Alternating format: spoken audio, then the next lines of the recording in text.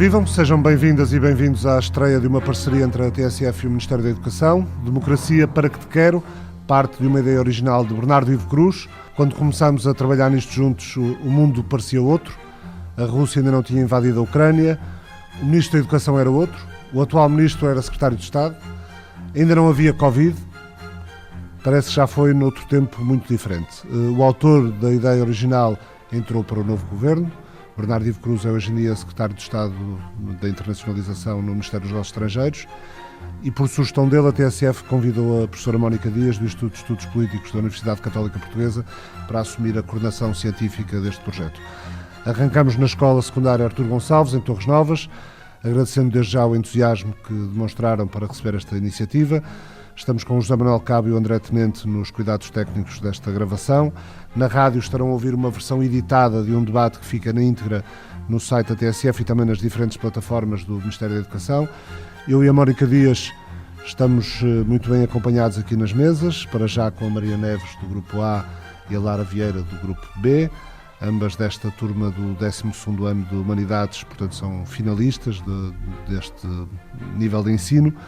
Há mais alunos na plateia, desde logo a Leonor Lopes do Grupo C e a Maria Leão do Grupo D, também porta-vozes, vão intervir nestes debates que nós, organizadores, a TSF, a professora Mónica Dias, a Direção-Geral de Educação, o Ministério, as escolas e quem as dirige, quisemos que fossem com os alunos e não apenas para os alunos.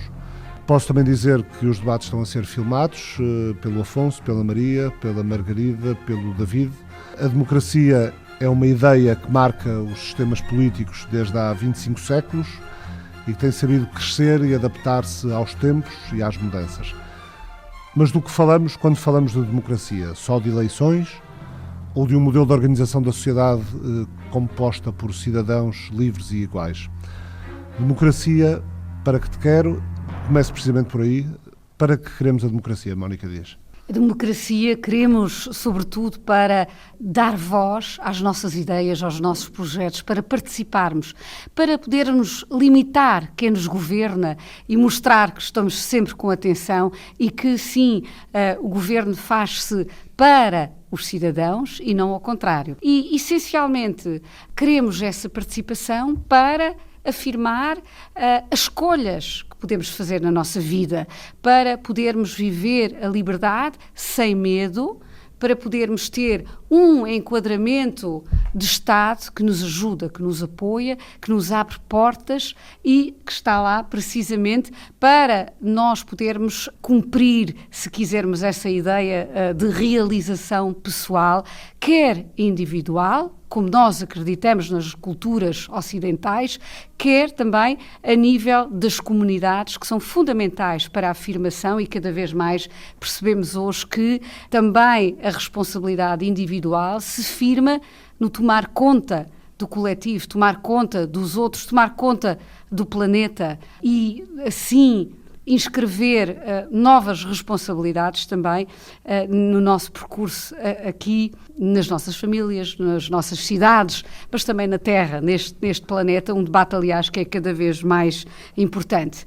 E nesta escola, hoje, vamos precisamente discutir um tema em que esta ideia da autodeterminação, da liberdade, da escolha de como queremos viver as nossas vidas, de como queremos estudar, como queremos trabalhar, como queremos prosperar dentro das nossas comunidades, sem, no entanto, restringir as asas que temos para voar e para nos realizarmos como nós desejamos. Por todas essas razões, é importante discutir o tipo de ensino, o tipo de escola que queremos, como organizá-la.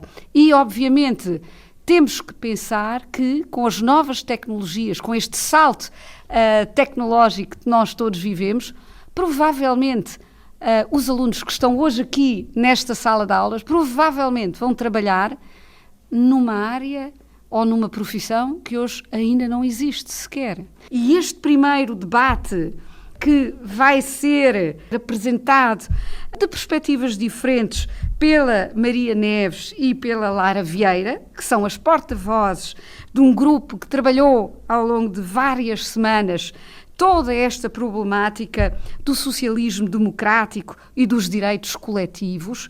Vamos então ouvir quais são os problemas e quais são, que isso é que é muito mais interessante, as soluções para todas estas áreas. Vão ser duas partes de debate. Uma parte mais orientada para o aspecto do modelo social do Estado e suas alternativas, a outra para o futuro dos direitos sociais e coletivos.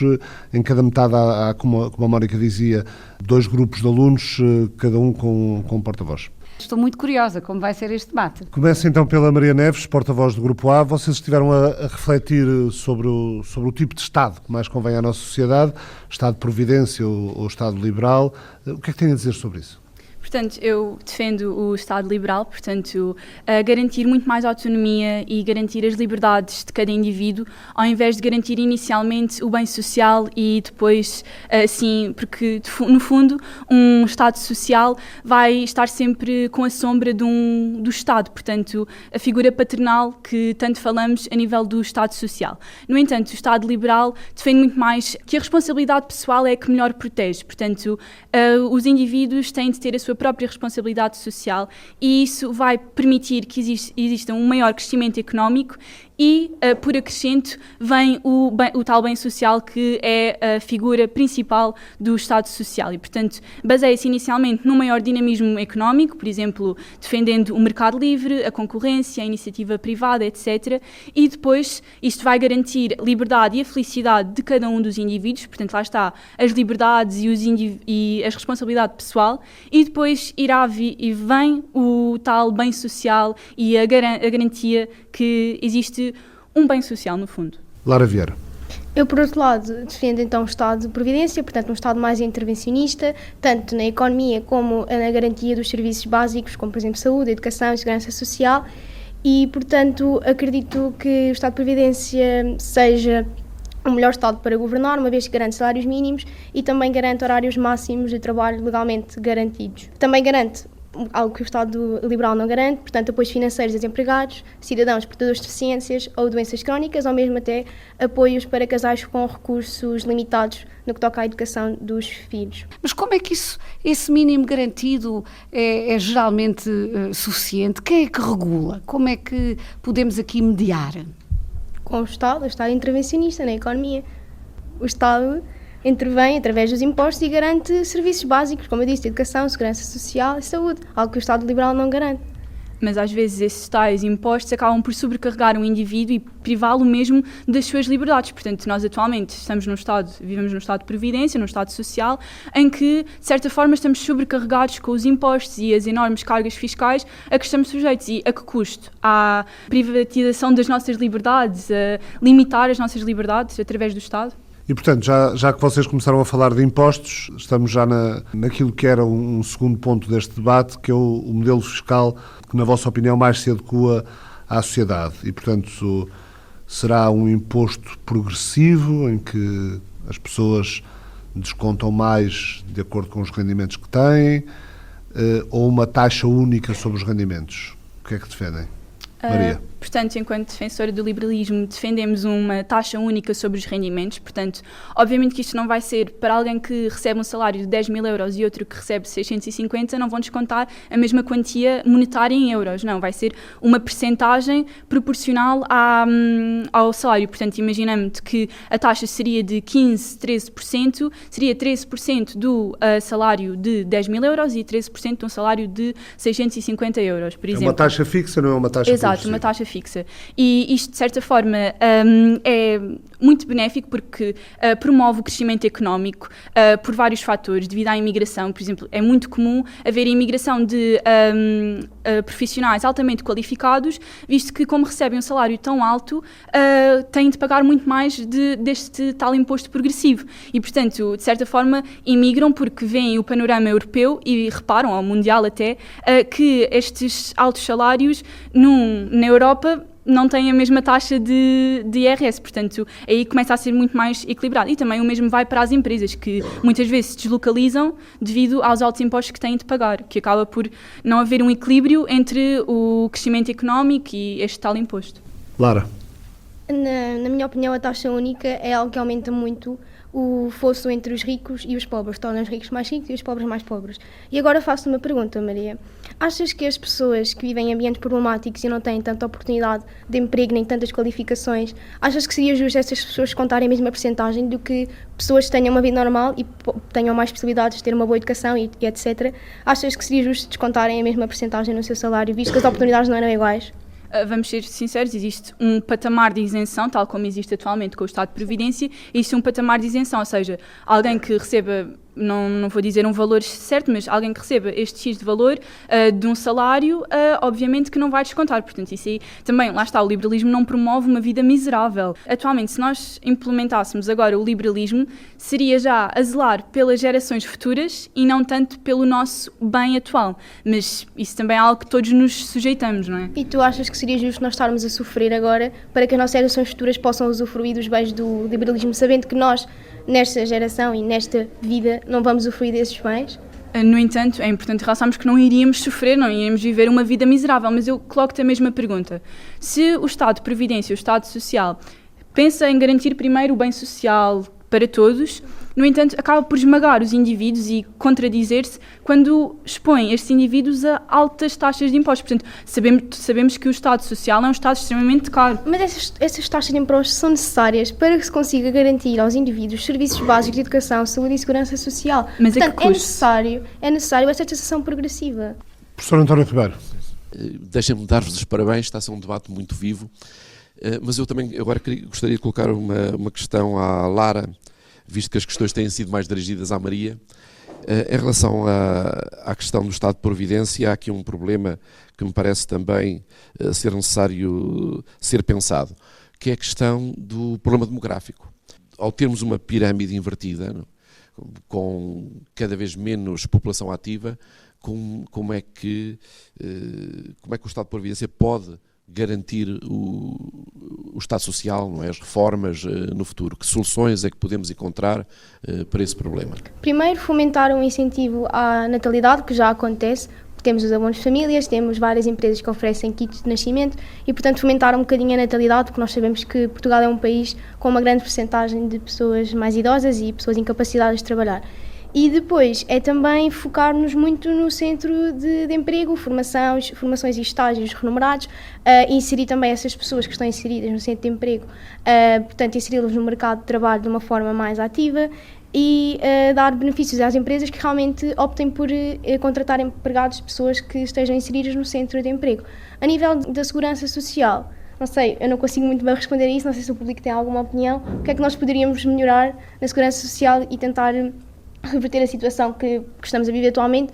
Nós não, as pessoas que trabalham estão a pagar as reformas das pessoas que estão agora formadas, mas como é que isso será possível reverter no futuro? Alguém do público mais para falar? Eu sou a Leonor. Eu penso que nós podíamos recorrer também à imigração, pois é porque nós, estes anos, nós temos visto de que existem muitos imigrantes, nomeadamente muitos brasileiros também, a deslocarem-se do seu país para Portugal, e eu penso que eles poderiam também compensar a essa crise demográfica, também contribuindo para a nossa segurança social, porque muitos deles também pedem nacionalidade portuguesa, e eu acho que nós também devíamos aprofundar a nossa política de natalidade, porque eu acho que um abono é de 30 euros por mês, com o aumento dos preços que nós temos, é o preço das casas que nós temos, que não é suficiente, então precisa de haver um aprofundamento da nossa natalidade.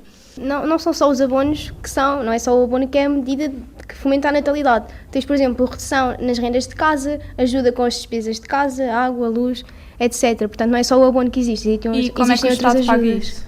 Com os impostos.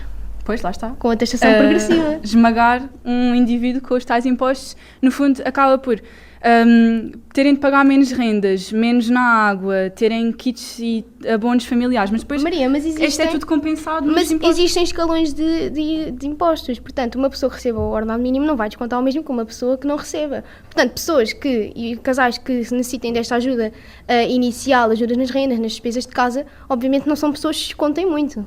Então, mas depois os que descontavam menos, agora vão ter de descontar mais para poder pagar a essas pessoas que, para terem os abonos familiares, vão ter de pagar mais esses que acabam por salvar os outros. E, portanto, onde é que está o bem-estar social aí?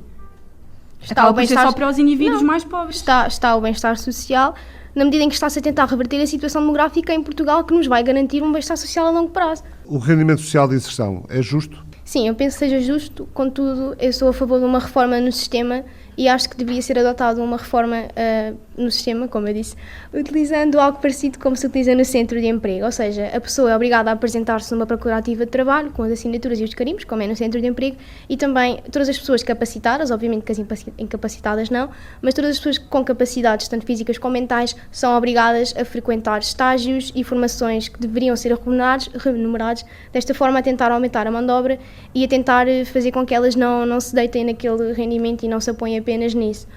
Portanto, outra medida que eu também sugeria era beneficiar as empresas que contratem as pessoas que recebem este rendimento através de aumento salarial, por exemplo, e também abranger as pessoas que recebem este rendimento no mercado de trabalho, que toda a gente conhece pessoas que recebem este rendimento, contudo têm outros trabalhos que não são declarados e acabam por receber dos dois lados, e isso é obviamente injusto, e então o que eu sugeria era mesmo adotar algo parecido ao centro de emprego.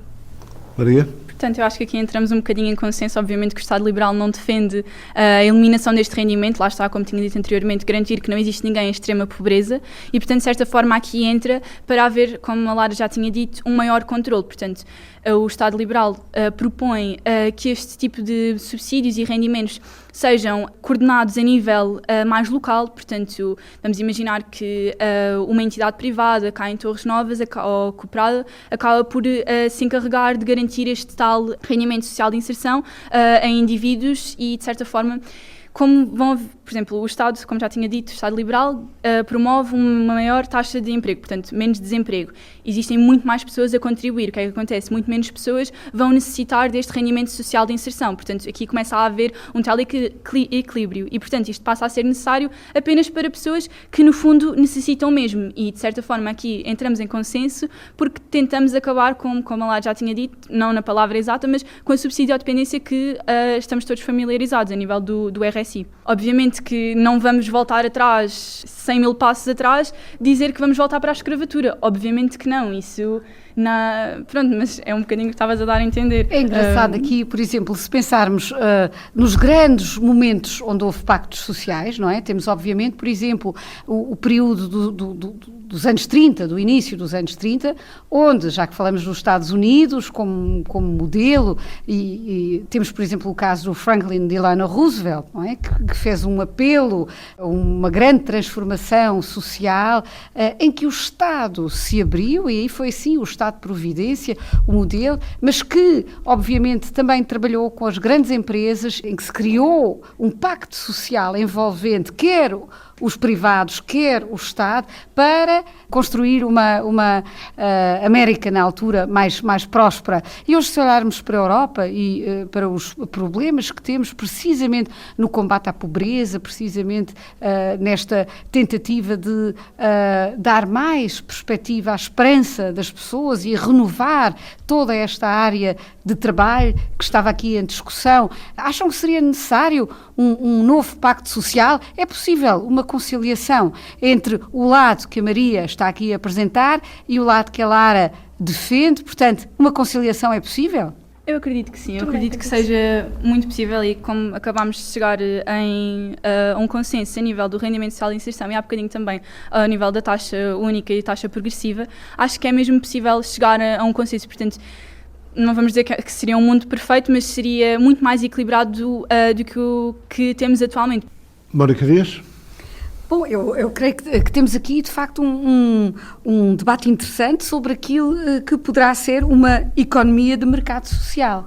Esta afeta todas as áreas, desde a educação à saúde, que é um ponto importante, mas creio que é interessante refletir se seria possível voltar a esta economia de mercado social, inventada um bocadinho no pós-Segunda Guerra Mundial, com a prosperidade da Alemanha. Todos falavam no milagre alemão e o Ministro de Economia respondia de uma forma chateada, a dizer: qual milagre económico? Nós trabalhamos que se fartou do início até ao fim do dia e, portanto, houve aqui uma vontade grande de trabalho, obviamente que o apoio do Plano Marshall foi fundamental, mas também, para além desses dois fatores, houve a ideia de, no pós-Segunda Guerra Mundial, organizar a Alemanha politicamente com um novo modelo.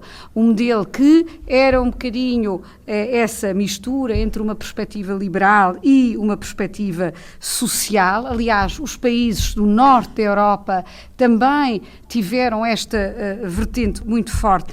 Nos anos 90, falamos depois numa terceira via, nesta importância de também os modelos sociais e que apostavam tanto no Estado de Providência se abrirem cada vez mais aos privados, à área da iniciativa privada, como complemento para uma sustentabilidade deste próprio modelo. Bom, e aqui estamos nós no ano 2022, com todos esses novos desafios, e o que nos interessa particularmente, e porque estamos hoje aqui numa escola, é o que fazer a essas propostas de uma economia de mercado social, de uma terceira via de conciliação entre Estado de Providência, que já percebemos aqui nas intervenções dos dois grupos, das duas porta-vozes, e precisamente porque estamos na escola.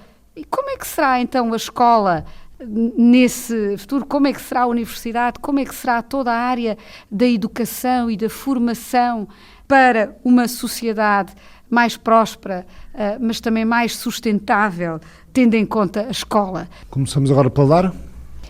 Como já disse várias vezes, portanto, o Estado de Providência garante a educação básica e a educação a básica e o secundário a todos e qualquer indivíduos, portanto, não desigualitária, e acredita na capacidade das escolas públicas de formarem os alunos tanto no ensino básico como no secundário, e depois na universidade já não garante só através de bolsas e residências universitárias, mas isso é outro assunto a discutir. Portanto, acho que aqui nós divergimos bastante. Sim. Portanto, o Estado Liberal é a favor de um cheque ensino, que também garante, obviamente, a educação básica Estamos e aqui secundária. em duas opções diferentes. De um lado, o investimento na escola pública, do outro lado, o cheque ensino. Cheque ensino, que também, no fundo, investe na escola pública, não vamos já confundir. E, portanto, este cheque ensino, também como o Estado de Providência, também garante um ensino básico e um ensino secundário, através de um cheque ensino, que é um cheque que é dado aos encarregados de educação, e permite que exista a possibilidade de frequentarem uma escola privada ou pública. Isto, obviamente, não vai levar ao fim das escolas públicas, assim por dizer. Portanto, por exemplo, nós estamos numa escola pública neste momento, não iria acabar, iria ser frequentada a mesma. O que acontece é que é gerada uma maior competitividade entre o público e o privado, o que garante o quê? O privado tem os seus alunos e o público também vai ser os seus alunos, e todos pagam para entrar com esse tal cheque ensino. E o Estado tem capacidade de o pagar, porque um Estado gasta por ano cerca de 6.200 euros com um aluno, e o cheque ensino é um valor inferior a este valor. Portanto, aí acho que já está esclarecido que o Estado tem capacidade de pagar. E, portanto, existe a possibilidade de escolher entre um privado e um público, e, portanto, a escola pública nunca iria ser eliminada, assim por dizer, porque é gerada a tal competitividade. Portanto, a escola pública vai ser mais qualificada, será colocada exatamente no mesmo patamar que uma escola privada. Eu tenho de discordar. Eu acho que, primeiro, os pais, acho que seria muito complicado para os pais terem de decidir em que escola colocarem os seus filhos, numa pública ou numa privada, mas tendo essa hipótese, acho que nenhum pai iria optar por escolher colocar o filho numa pública, sabendo que a privada traz mais regalias e pode até ajudar depois numa entrada para a universidade e até facilitar as notas, etc. E, portanto, o que eu acho que iria acontecer era uma desvalorização total das escolas públicas, ou seja, as privadas já estavam a ter capacidades para albergar tantos alunos. E, portanto, iam começar a escolher os alunos com as melhores notas, sendo que os alunos com as piores notas, alunos com mais desempenho escolar, iriam ficar nas escolas públicas, e isso ia ser cíclico, ou seja, nenhum pai, volto a repetir, queria querer colocar o seu filho numa escola só de alunos com baixo desempenho escolar, isso é lógico. Portanto, o que é que te garante que iriam ser os alunos com as melhores médias? Não temos tudo, aí... porque as escolas privadas obviamente querem manter a sua imagem. Acho que nenhuma escola privada quer um aluno que tenha mais notas a frequentar essa escola. Não podemos fazer essa suposição, porque não tem base em absolutamente de facto nenhum. Aí não podemos fundamentar-nos nesse argumento. Vamos continuar a falar de futuro. Que outros direitos coletivos serão necessários no futuro? A semana de 4 dias será possível de alcançar? O rendimento básico incondicional é mesmo possível? A revolução digital e o mundo do trabalho no futuro. Que medidas devemos prever para quem fique desempregado com a extinção de profissões? Subsidiar ou reconverter? Agora as porta-vozes dos grupos são a Leonor Lopes e a Maria Leão. Começo pela Maria. A semana de 4 dias será possível de alcançar? Na minha opinião, não será possível de alcançar e isto para mim é muito fácil de explicar. Nós, como todos sabem, trabalhamos normalmente 8 horas diárias, 5 dias por semana, e nós ao reduzirmos o dia de trabalho para uma semana para 4 dias em vez de 5, aquilo que vai acontecer é que vão ser precisos mais trabalhadores para fazer as horas de trabalho que os trabalhadores que eram necessários para fazer numa semana de 5 dias, ou seja, as empresas vão ter que gastar mais dinheiro, vão ter de ser necessários mais trabalhadores, para não falar que os salários vão ter que diminuir, porque nenhuma empresa vai conseguir ter mais trabalhadores que trabalham menos horas e receberem exatamente o mesmo salário. Por isso, na minha opinião, é completamente impossível, para não falar que depois isto vai envolver outras questões, tanto a nível ambiental, como vai ser preciso mais pessoas vão utilizar mais gasóleo ou gasolina ou outras coisas do género, e para mim é uma ideia, uma semana de 4 dias que não consegue ser comportada. Leonor Lopes, é possível ou não? Eu acredito que seja possível, mas que atualmente não existem bases em Portugal para nós conseguirmos implementar a semana de 4 dias. O meu grupo defende a semana de 4 dias não só na redução da carga horária, como também do trabalho realizado, e apenas nos setores onde seja verificável de que esta possa ser implementada. Mónica Dias. Bom, estamos já realmente no futuro do trabalho, mas também estamos no futuro das nossas sociedades e, de facto, é muito bom ver como são interessantes os debates de um e do outro lado, por exemplo, em torno da questão da produção e da produtividade, que foi aqui falado, não é? A minha questão, obviamente, tem a ver com estes modelos do futuro que estão aqui a ser enunciados. Por exemplo, quando se fala, e voltando atrás ao trabalho a semana dos 4 dias, fala-se de facto de um trabalho de 4 dias realmente, ou de um trabalho a meio tempo e partilhado. Por exemplo, será possível, como já acontece em muitos países do norte da Europa, optar por trabalhar apenas 20 horas? Porque há muitas pessoas que preferiam até dizer que, não, eu prefiro ganhar menos, mas só trabalhar metade do tempo, para conciliar, por exemplo, esse tempo com a família, com tudo o que eu tenho que fazer, ou com outros projetos individuais que eu tenha. Obviamente, quando reclamamos a possibilidade de trabalhar menos, 4 dias, menos 20%, mas continuar com o mesmo salário, portanto, sem um corte de também 20% do salário, obviamente temos que perguntar quem é que vai pagar, como é que se vai financiar essa nova perspectiva de trabalho. Ou seja, para resumir, as vossas propostas implicam uma reorganização não só do espaço do trabalho, mas toda uma reorganização do espaço social, da vida das comunidades e até da vida das famílias. E, portanto, como é que vamos fazer isso? E já agora, uma última perguntinha. Então, e a escola? Vai haver também só 4 dias de escola? Querem acrescentar? Posso? Força, Maria. Eu queria só voltar um bocadinho atrás, porque acho que não podemos explicar isto muito bem no que toca, nomeadamente, à semana de 4 dias, mas, assim como o RBI e entre muitas outras coisas, existem experiências já a ser feitas. Uma dessas experiências foi feita na Bélgica, onde a semana de 4 dias já está implementada, mas aquilo que acontece é que os trabalhadores têm de escolher entre 2 modelos. Então, o que é que acontece? Primeiro que tudo, as empresas põem como ponto assente que têm de trabalhar 40 horas semanais. Pronto. A única diferença é que em vez de o fazerem em 5 dias, têm de o fazer em 4. Então, os trabalhadores têm de escolher entre fazerem turnos muito maiores, ou seja, por exemplo, entrarem às 8 da manhã e saírem às 10 da noite, ou fazerem turnos ainda maiores, ou seja, num dia trabalharem 11 horas, no outro trabalharem 12 horas, para depois poderem descontar na semana seguinte. Como é que isto é possível comportar? Uma pessoa assim não vai conseguir ter nenhum tipo de saúde mental, aí vão estar muito propícios a burnouts, o cansaço é muito maior, a produção e a produtividade vai baixar. E para falarmos nas questões de família, e foi aqui uma questão que foi abordada e que tem toda a razão de ser, o trabalho reduz um dia, ou seja, começamos a trabalhar só 4 dias e nós começamos a estar na escola também só 4 dias em vez de estarmos 5. Então, primeiramente, eu agora não vejo nenhum problema porque nós só teríamos 4 dias. Tu também falaste, era por causa do aumento da Bélgica. Só que a Bélgica, eles podem trabalhar até 10 horas. Não há uma redução da carga horária, mas todas as experiências onde houve uma redução na carga horária, nomeadamente com a Nova Zelândia em 2018 e também com a Islândia, elas apresentaram um aumento da produtividade, um aumento da saúde mental dos seus trabalhadores e redução de risco de burnout. E elas trabalhavam 35 horas. Eu defendo que uma pessoa trabalhe entre 32 a 35 horas. Estamos a falar de modelos de trabalho a pensar no futuro, um futuro que vai ser marcado pelo desaparecimento de algumas profissões que existiram.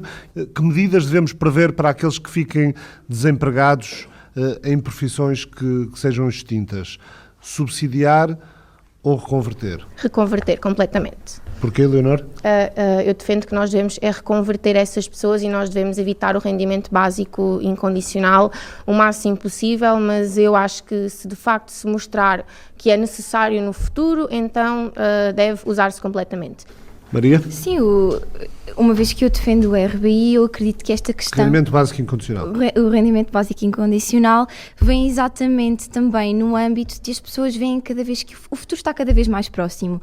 E nós não podemos negar que os trabalhos que existem hoje, grande parte deles pode não existir no futuro. E as pessoas têm de ter a segurança de que vão conseguir sustentar a sua vida, que vão conseguir viver e que vão conseguir ter rendimentos para o fazerem. É exatamente aí que vem esta medida. Vai haver um aumento dos impostos. Para não falar é que o rendimento básico incondicional tem a palavra incondicional, ou seja, os filhos de milionários também é que vão poder receber este rendimento. Eu acredito que no futuro que as empresas elas vão investir nas máquinas, porque elas não vão ter de pagar subsídios ou férias ou salários, apenas elas vão ter de pagar a compra e a manutenção destas máquinas. E eu acredito que nunca vão deixar, pelo menos parece-me a mim, de existir empregos, porque eu acho que também por causa da nossa mentalidade, ainda vai haver um longo período de tempo para nós desenvolvermos confiança na máquina, para não falar de que existem erros também da própria máquina. Eu acho que nós chegamos num consenso, o emprego à partida não vai deixar de existir. Mas concordo com a Maria de que vai haver muitas pessoas que vão ficar sem ele, nomeadamente pessoas que realizam trabalhos mais físicos e práticos, nomeadamente em fábricas, e são essas pessoas com que nós temos de nos preocupar nesta revolução digital. Vamos dar a voz à plateia aqui na Escola Artur Gonçalves. Maria Lopes? Maria Neves. Maria Neves. E eu queria começar com uma pergunta, e para voltar um bocadinho atrás, é acerca da semana de 4 dias e é para a Leonor. E portanto, tu falas em passar para uma semana de 4 dias e aumentar a produtividade. Mas no fundo as pessoas vão acabar por dar sempre aquela desculpa de estou mais cansado, preciso de mais um dia de descanso. E mais outro dia de descanso, e mais outro dia de descanso. E acabam por ser um ciclo vicioso, acabam por trabalhar muito menos do que descansam e portanto achas que isto é sustentável a longo prazo? Eu acredito que seja sustentável a longo prazo. Esse é um problema que também existe em Portugal, que também é a falta de iniciativa própria para as pessoas trabalharem. Eu acredito que de uma forma geral as pessoas trabalham menos, é mais pela sua condição mental, mais do que por preguiça, e de facto que esses casos eles vão acontecer, mas nós temos de nos focar numa generalidade e não apenas nesses casos, porque esses casos obviamente que eles vão ser penalizados nos seus salários. Sim, mas era por exemplo pensar nesta questão como, imagina que uma semana de 5 dias nunca tinha existido e só existia uma semana de 4 dias. Estávamos a reduzir uma semana de 4 dias para uma semana de 3, entendes?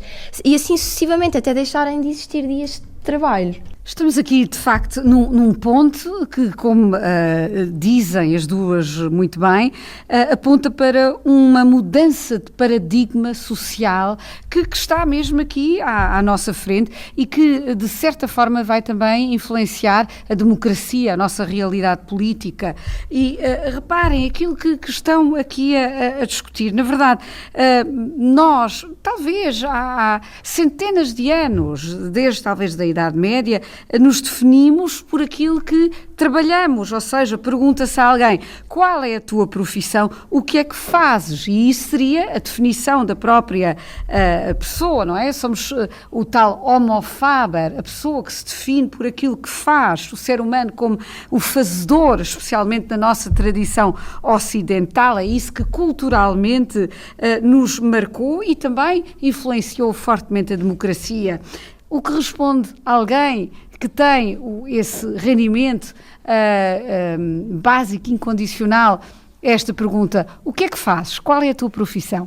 Sim, alguém que recebe o rendimento, como eu já disse, é universal e incondicional, ou seja, não interessa se está desempregado, se está empregado, se é reformado, se é um jovem, isto aplica-se a todos. No que toca ao trabalho, que é esta a questão, é óbvio que uma pessoa que receba o rendimento básico incondicional, quando se lhe for colocada esta questão, na minha opinião, vai ter que responder exatamente o mesmo, porque isto é apenas, o rendimento básico incondicional é apenas algo que ajuda as pessoas a sentirem-se mais confortáveis. E nós podemos dizer que a maior parte das pessoas em Portugal não se sentem confortáveis com o salário que ganham, que se calhar não serve para cobrir todas as suas despesas. E esta é uma questão que é bastante abordada em relação ao rendimento básico incondicional, é que as pessoas, ao receberem o rendimento básico incondicional, deixam de ter vontade de trabalhar. Aquilo que acontece é que, e nas muitas experiências que já foram feitas, não se encontra uma expressão que seja significativa de que as pessoas não deixaram de ter vontade de trabalhar, ou seja, que não saem de casa, deixam de procurar trabalho porque recebem aquele dinheiro. Uma coisa que seria boa de ser aplicada era exatamente as empresas abrirem ou terem uma maior competitividade, ou seja, aumentarem também os seus salários para as pessoas realmente terem vontade de trabalhar, de ganhar mais e de estarem cada vez mais confiantes economicamente. Leonor? Eu discordo disso completamente, porque fez uma experiência na Finlândia com o rendimento básico incondicional e, apesar dos inquiridos revelarem um menor desgaste mental, houve um efeito mínimo nas perspectivas de emprego, e eu acredito de que, concordo contigo, os salários em Portugal são bastante baixos, mas se as empresas tiverem mais produtividade, nomeadamente voltamos à questão da semana de 4 dias, elas também vão poder pagar melhores salários depois de passarem essa fase de Sim, transição. mas é que tu ainda não me explicaste, eu já te fiz esta pergunta inúmeras vezes, como é que tu pretendes financiar isso? Como é que tu pretendes que o Estado pague o mesmo salário? Tendo em conta que tu vais trabalhar muito menos, e vais ter mais pessoas a trabalhar. Tu ainda não respondeste a esta questão. Eu já respondi essa pergunta. Eu já respondi essa pergunta e volto a dizer, através do plano de recuperação e resiliência com o dinheiro vindo da União Europeia. Uma das opções, porque aquilo que acontece é que as pessoas que te dão emprego querem que tu trabalhes exatamente o mesmo, só que é verdade, Leonor, elas querem que tu trabalhes exatamente o mesmo. Tu estás a diminuir o teu horário de trabalho, mas como é que tu vais conseguir diminuir o teu horário de trabalho e ter que trabalhar exatamente o mesmo que trabalhavas em 5 dias? Primeiramente, eu acho que tu estás a confundir os conceitos de produção e de produtividade. São conceitos completamente diferentes. Estamos próximos do final. Mónica Dias, para brevíssimas notas finais. Muito bem, estamos aqui em pleno num debate sobre aquilo que é a cidadania, na verdade, e o que é a participação política. Bem, nesta escola e com estes alunos, certamente teremos uma grande participação política, e a democracia é muito, muito viva aqui, porque permite precisamente opiniões diferentes, este debate de ouvirmos, escutarmos, mas também de apresentarmos as nossas opiniões, bem fundamentadas, aliás.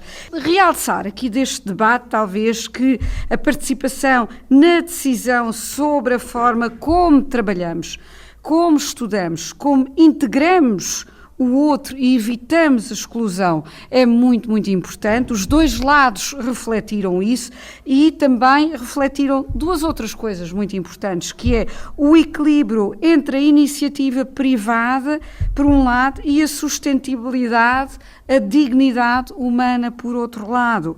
Por fim, a realização pessoal, essa busca de felicidade, como conciliar a realização pessoal e a busca da felicidade com a responsabilidade social, porque na verdade não pode haver uma comunidade muitas vezes, como também relembra o Papa Francisco, numa comunidade que somos irmãos uns dos outros, fratelli tutti, somos responsáveis também pela comunidade em que vivemos e temos que afirmar essa responsabilidade, sem responsabilidade individual, mas sem responsabilidade pelo outro, também não há talvez uma comunidade feliz e próspera, e eu creio que foi nesta voz aqui tão afirmativa, tão participativa, que creio que aprendemos todos muito mais. Muito obrigado à Leonor Lopes e à Maria Leão, a todas e a todos. Foi um ótimo serviço público que fizemos aqui na Escola Artur Gonçalves em Torres Novas, que só pode sentir-se orgulhosa de ter estudantes assim. O próximo debate, Democracia para que te quero, parceria da TSF com o Ministério da Educação e Coordenação Científica de Mónica Dias, vai ser em Coimbra.